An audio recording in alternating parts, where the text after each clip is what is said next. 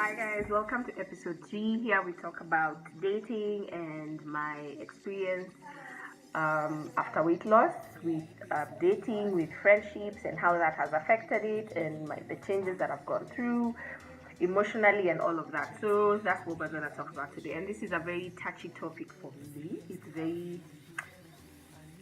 It's one of those that I don't talk about a lot because you know, you understand. Anyway, so let me start with the fact that I was a bullied child. I went into boarding school in class 5. I was 11. I was turning 11 that year, so that's when I went into boarding school. And I thought it was going to be a grand experience because my cousin was going to be there. However, she left the very same year I went into boarding school, and that did not make my life simple because now I was left with no one that I knew.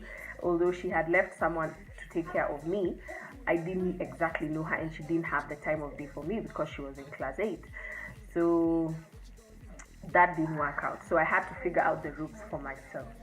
So it went a bit okay at first, and then shortly into it, I got bullied bad, and I was bullied for the rest of my stay in that school.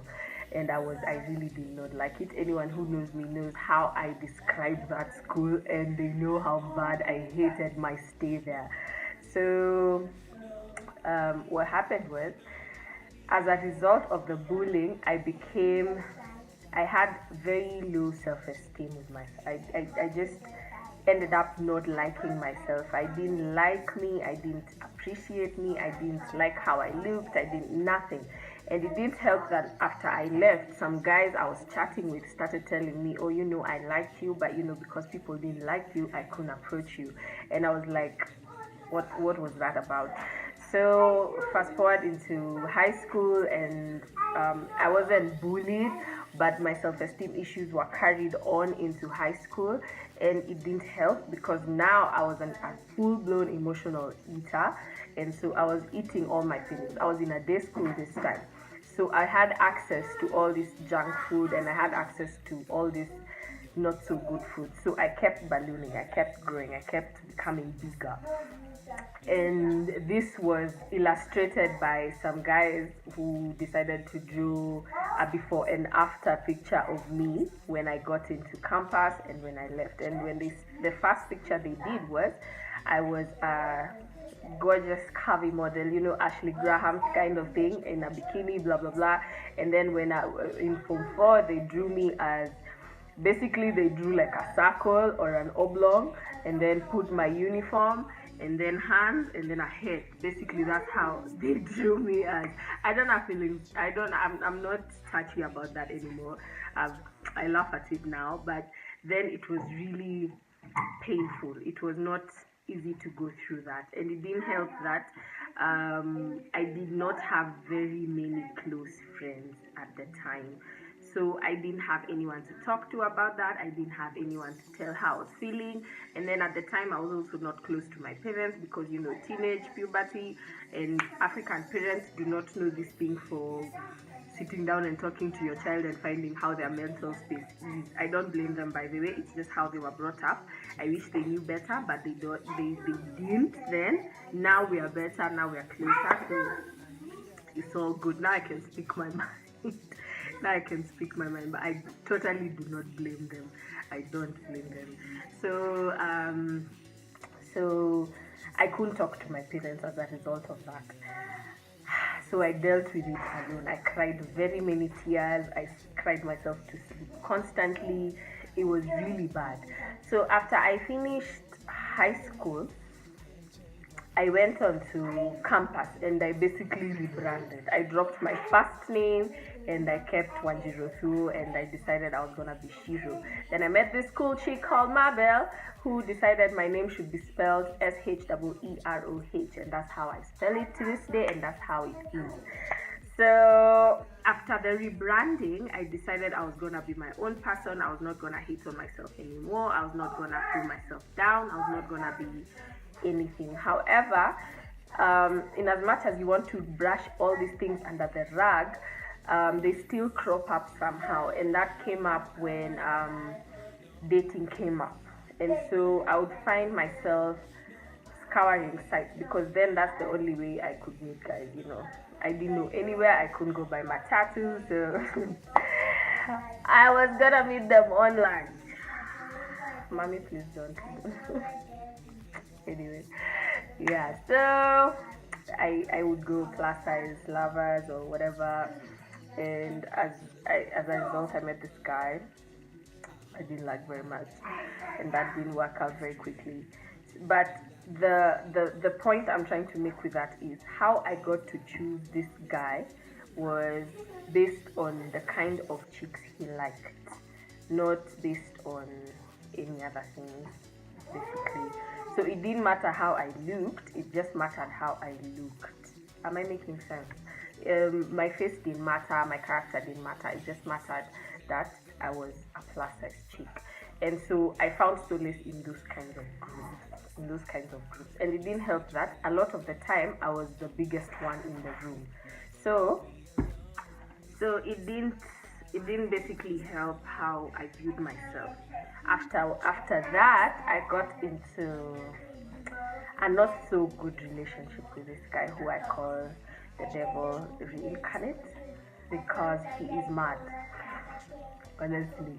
Anyway, so he basically played on my insecurities, and he knew that I was emotionally down, or I don't know if he knew or not, but he just knew, and he played on those insecurities. And so the one that got me the most was one day he called and he went like, how comes every time I call you, you're only eating, you're always eating? And unfortunately, he called at lunchtime, so I was only eating. So what happened after that was we did not work out. Thank Jesus, it didn't work out. So afterwards, I got into this not so good relationship. It wasn't so good because he cheated on me, but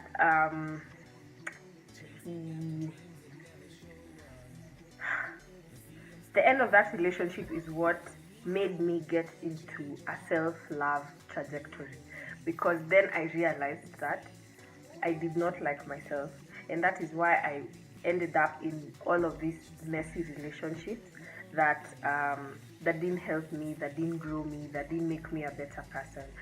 So I decided I was not gonna be dating again until God would allow me, and so I made all these friends, and my friendships were basically, I went through a season of separation where all the old friends that I had, all the friends that would not exactly help me on this journey, were taken away from me. And I particularly remember one very, very good friend of mine who was separated from me.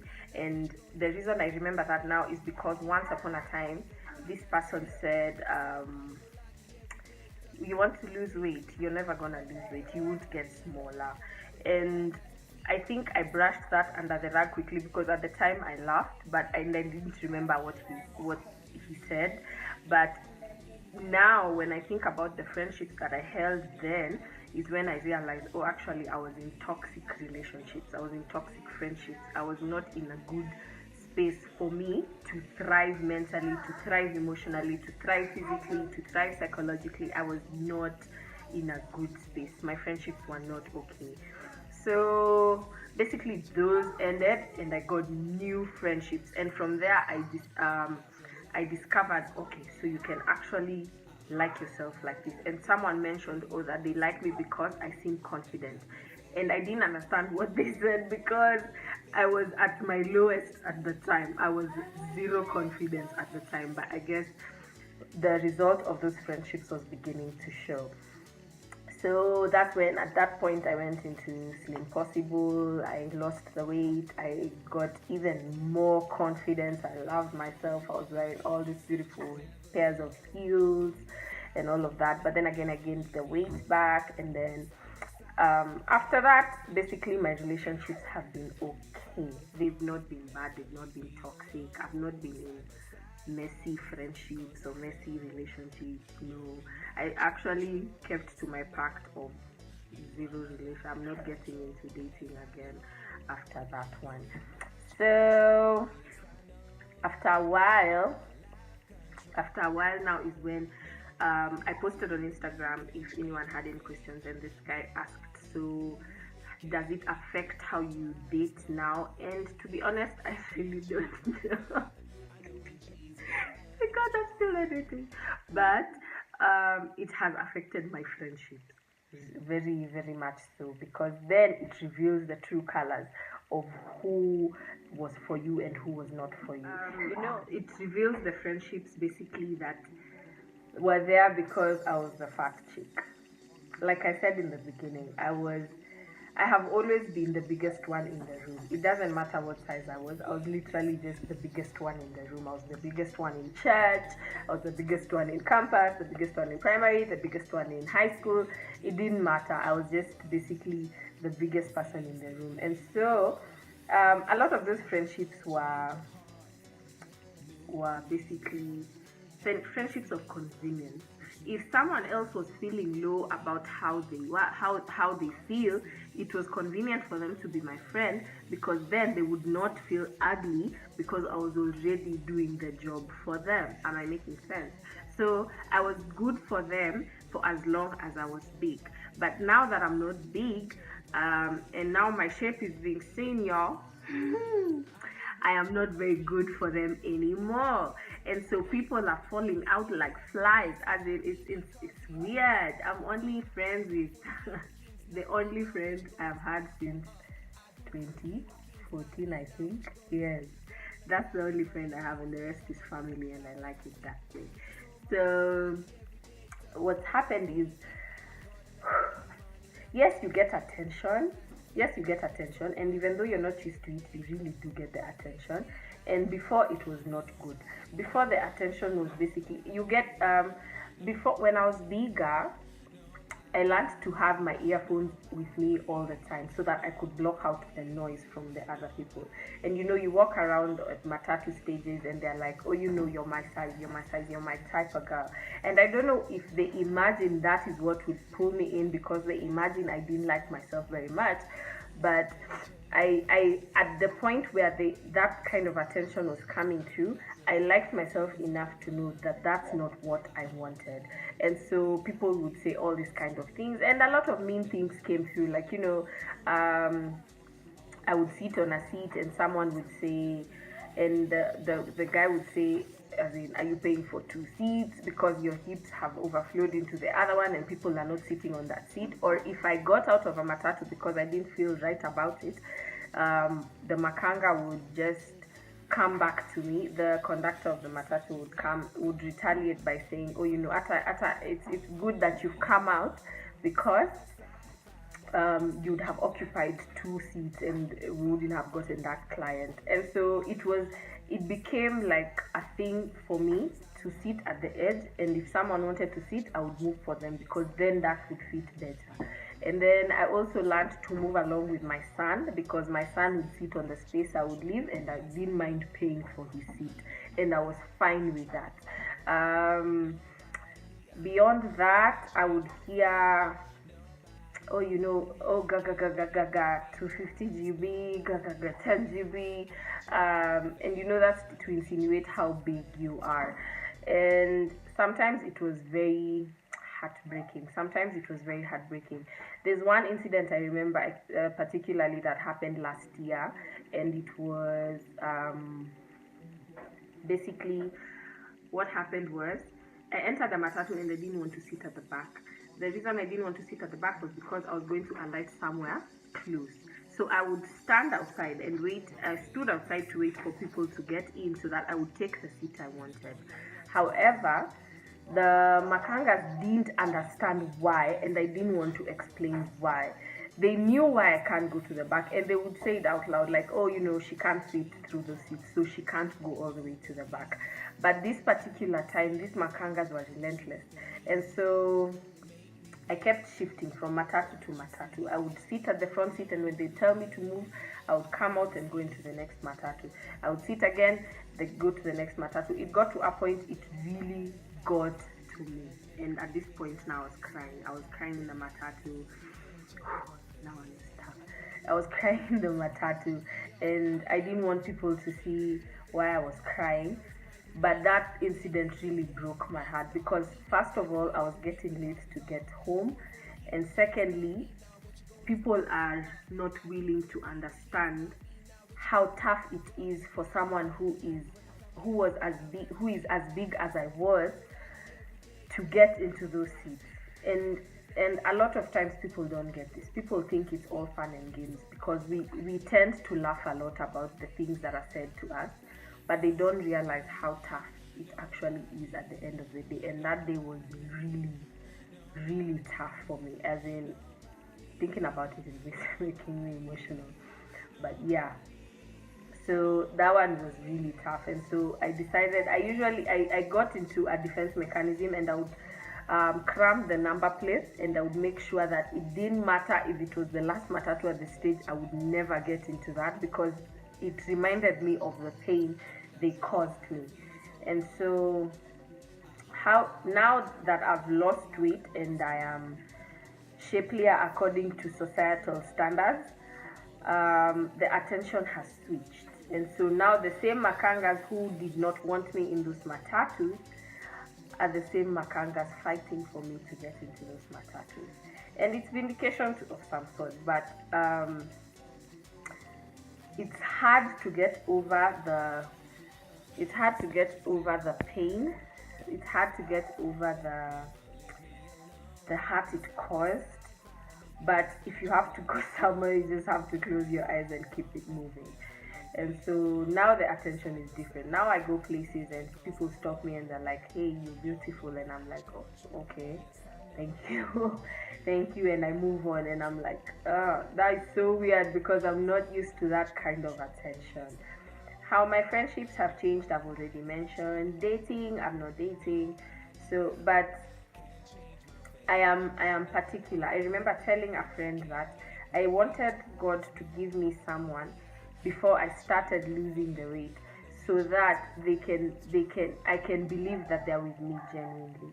However, this person told me that I would be limiting God by saying that, by deciding that, oh, as in I have to wait for someone who sees me as a bigger person and wants to work with me as a person, as a smaller person as I lose the weight. But what this person didn't understand was, it is difficult to think someone is genuine with you. It's difficult to think someone is genuine with you when you're smaller. It's because now they are more attracted by your physical.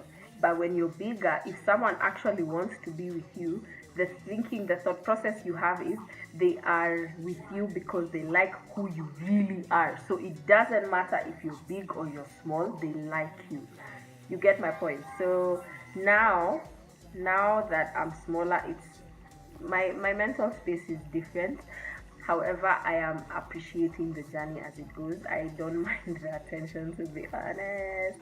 I like it, but I have learned also to filter it through using my God as my filter. And I've basically been telling people, I've been telling God, you know what, if you've not sent this person, I don't want this person, to be honest. I don't want them to text me, to call me, to talk to me. I don't want, because I'm at a place where I do not need fake friendships or fake relationships simply because they want something from me. I don't have time for it. I just don't want it in my life, period.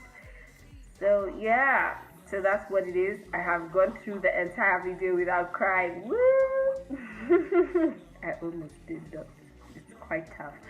But this is what I would really say. I would really say, especially to parents, be very intentional about how you talk to your children, about how people look.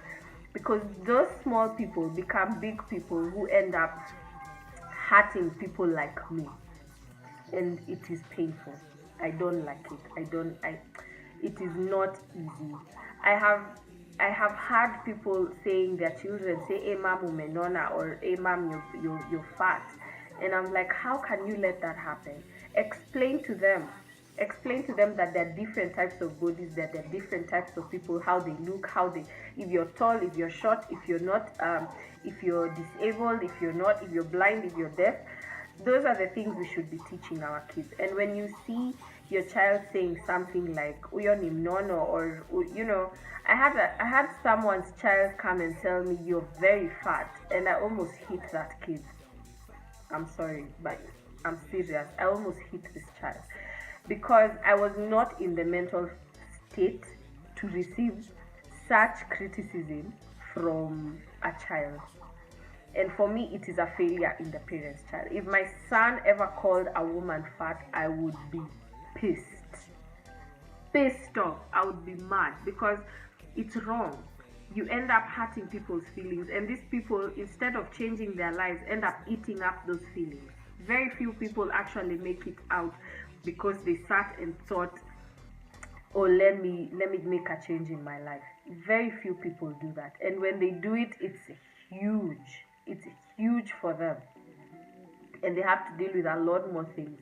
So please be mindful of how you talk to people. Be mindful of what you tell your children. Be mindful of how you treat people, because all these things end up coming back to bite you. I promise you, it will come back to bite you. Karma is not nice. She's not a good girl.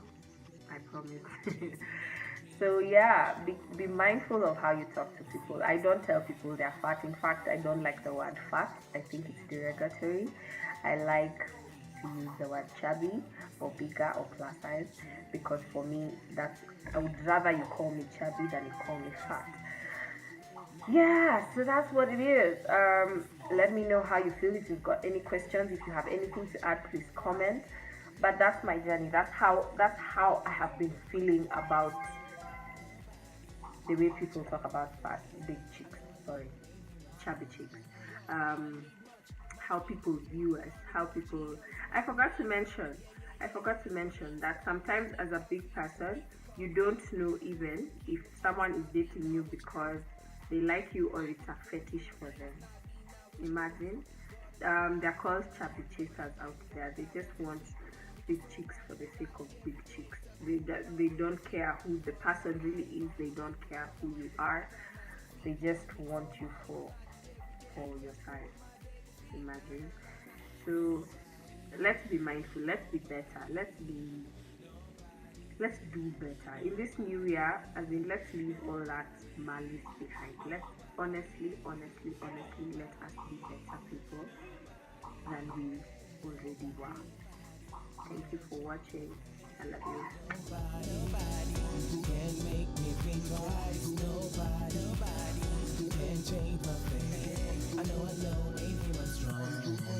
And after life is over.